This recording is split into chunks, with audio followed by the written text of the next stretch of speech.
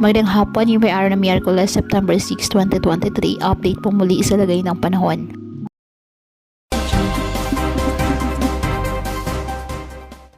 Nasa labas na po ng ating Philippine Area of Responsibility ang bagyong Ineng at huling namataan ng pag-asa east-northeast ng extreme northern Luzon.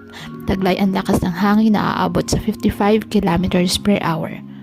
Ayon sa forecast track ng pag-asa, tatahakin na nasabing bagyo ang eastern coast ng Japan sa mga susunod na oras at ituturing ito ng Japan Meteorological Agency o JMA na isang tropical storm category na may international name na Yonyang.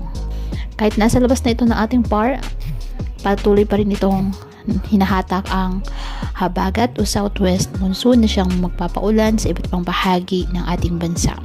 Samantala, dahil pa rin sa nasabing habagat, mataas ang alon at delikado po ang pumalaot, lalo na ang may maliliit na sasakyang pandagat. Yan po sa mga dagat sakop ng Ilocos Region, Zambales, Bataan, Batanes at northern coast ng Cagayan, kasama na po ang isla ng Babuyan. Ngayong araw, asahan ang pag-uulan sa Batanes at ilang bahagi ng Ilocos Region, Cordillera, Central Luzon, Visayas at Mindanao. Magpapatuloy po yan hanggang po sa hapon o gabi.